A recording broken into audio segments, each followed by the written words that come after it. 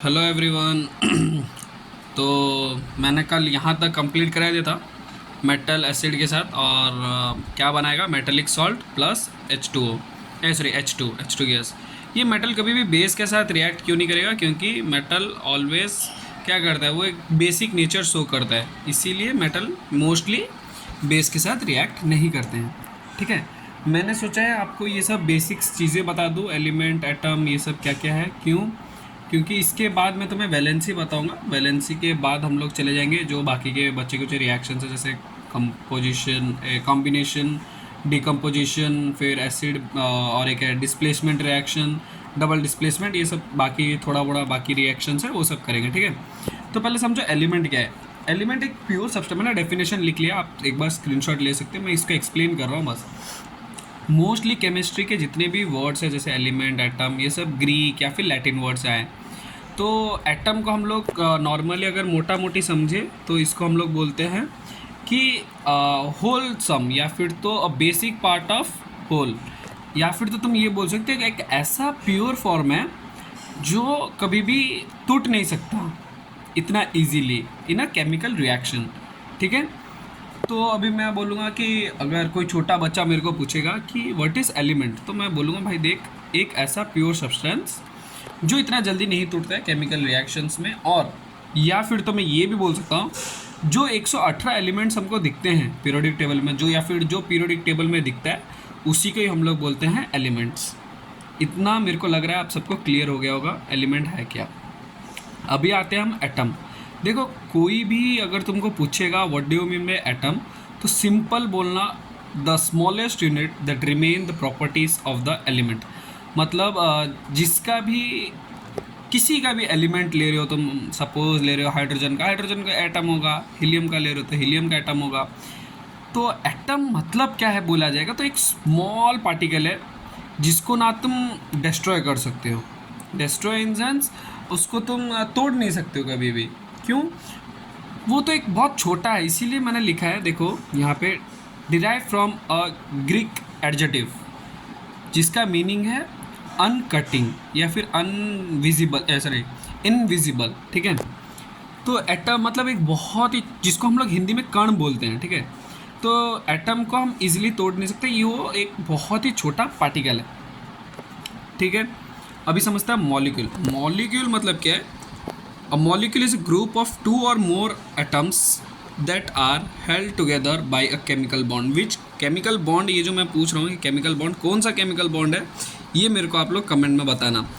तो मैं क्या समझा सकता हूँ आपको, मॉलिक्यूल्स मतलब क्या है। मॉलिक्यूल मतलब दो या दो से ज़्यादा, सेम भी हो सकते हैं, डिफरेंट भी हो सकते हैं, अगर वो केमिकली बॉन्डेड है या फिर बॉन्ड बना दिए हैं साथ में। जैसे हम लोग एन, नाइट्रोजन, ये N2 ही क्यों लिखा, O3 क्यों लिखा, इसको ओजन बोलते हैं। ठीक है, और H2O ये भी एक मॉलिक्यूल है। ठीक है, अभी ये सेम सेम में, ये भी सेम सेम में। अभी मैंने बोला सेम भी हो सकते हैं, डिफरेंट भी हो सकते हैं, सेम एटम भी हो सकते हैं, डिफरेंट एटम भी हो सकते हैं। और इधर मॉलिक्यूल में डिफरेंट वाला दे दिया मैंने हाइड्रोजन का। तो अगर दो या दो से ज़्यादा एटम्स कंबाइंड है या फिर बाइंडेड अप है या फिर केमिकली बॉन्ड है तो हम उसको बोलते हैं एटम, क्या जी, मॉलिक्यूल्स। अब हम लोग चलते हैं कंपाउंड। देखो याद रखो, कंपाउंड क्या है? A substance made up of two or more of different or same chemical elements combined in a fixed ratio. मतलब इसमें तुमको बोलना पड़ेगा केमिकली बॉन्ड्स।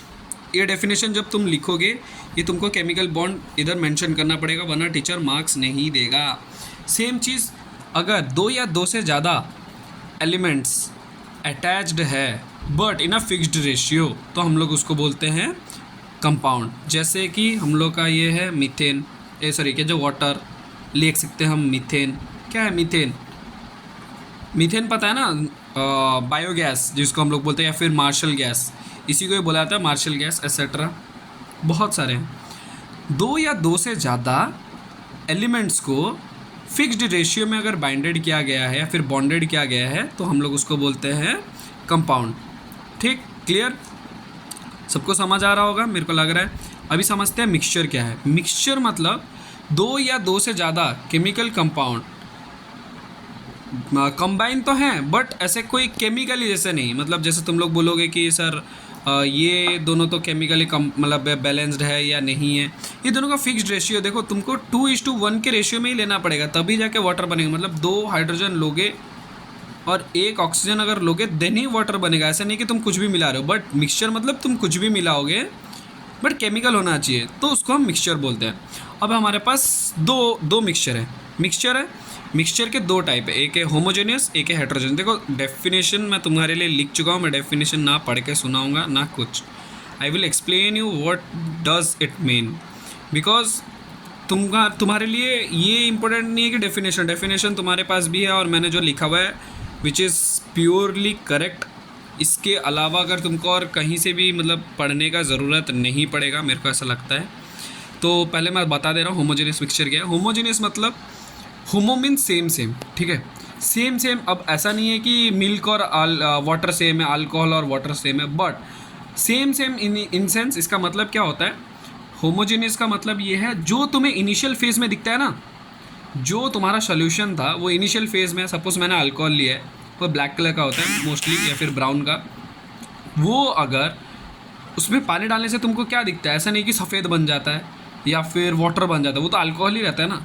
सेम चीज़ जब तुम दूध में पानी डालोगे या फिर मिल्क में पानी डालोगे, वो तुमको वाइट कलर का ही दिखता है, मिल्क ही दिखता है। क्यों? इनिशियल में मिल्क था और फाइनल में भी तुम्हारे लिए क्या बन रहा है, मिल्क ही बनेगा। होमोजेनियस मिक्सचर का डेफिनेशन तुम यहाँ से देख सकते हो। होमोजेनियस मिक्सचर को मैं ये सिंपली समझाता हूँ, जो इनिशियल फेज में दिखता है वही होता है। क्यों होता है? क्योंकि उसके जो पार्टिकल्स हैं वो इक्वली डिस्ट्रीब्यूट हो जाते हैं सब पे, मतलब वो जो सोल्यूशन है उस पर इक्वली डिस्ट्रीब्यूट होते हैं। देखो अल्कोहल मैंने लिया है, सपोज 10 ml का अल्कोहल लिया है मैंने, ठीक है, उसमें मैंने 2 ml वाटर डाला है, तो जो 2 ml है सबके पास चला जाएगा। 10 ml है ना, मतलब 1 2 3 4 5 6 ऐसे, तो ये 2 ml सबके पास डिस्ट्रीब्यूट होगा, इक्वली डिस्ट्रीब्यूट होगा, इवनली मतलब इक्वली, ठीक है। अभी समझते हैं हेट्रोजेनियस मिक्सचर क्या है। हेट्रोजेनियस मिक्सचर मतलब वो नॉन यूनिफॉर्म, मतलब किसी के साथ बाइंड अप नहीं होगा, जैसे सैंड वाटर या फिर सीरियल्स जैसे तुम लोग खाते हो, ओट्स या फिर कुछ भी जो मुरुसले होता है ये सब, या फिर ऑयल एंड वाटर सबसे बढ़िया एग्जांपल है। ऑयल एंड वाटर कभी भी साथ में नहीं देखोगे तुम लोग, क्या फ्लोट करता है पानी के अंदर। जब तुम ऑयल डालोगे, ऑयल तुम्हारा फ्लोट करता है। क्यों करता है? क्योंकि वो उसके साथ मतलब घुलता मिलता नहीं है। हेट्रोजेनियस मतलब डिफरेंट मतलब इनिशियल में जो दिख रहा था, इनिशियल में तुमको क्या दिख रहा था, पानी दिख रहा था, बट जब तुम ऑयल डाल दिए तब फाइनल प्रोडक्ट क्या बन रहा है तुम्हारा, ऑयल एंड वाटर बन रहा है। बट ऑयल क्या है, ऑयल तुम्हारा अलग दिख रहा है और वाटर तुम्हारा अलग दिख रहा है। बट होमोजेनियस मिक्सचर और हेट्रोजेनियस मिक्सचर में मैंने एक पॉइंट नहीं लिखा है, you can write it. Homogeneous mixture में तुम्हारे पास एक फेज़ आएगा, मतलब जो तुमको दिख रहा था वही दिखेगा, और हेट्रोजेनियस मिक्सचर में 2 फेज़ आएगा, ठीक है। इसको याद कर लेना, प्लीज़ टेक अ स्क्रीनशॉट। मैं आपको दिखा दे रहा हूँ फिर से डेफिनेशंस, ठीक है। Take a screenshot, let me light it little bit more ताकि तुमको दिख जाए अच्छे से। दिख रहा है? 3 2 1 स्क्रीनशॉट। अभी देख लो ये वाला भी, ये वाला भी स्क्रीनशॉट ले लेना, ठीक है। 3 2 1 screenshot. Thank you, see you soon. कल हम लोग KLMN वो वाला टॉपिक को क्लियर करेंगे, वैलेंसी वाला, तो हो सके तो थोड़ा पढ़ के आना, ठीक है। मिलते हैं जल्दी एक नए वीडियो के साथ। Take care, bye bye, see you soon, bye.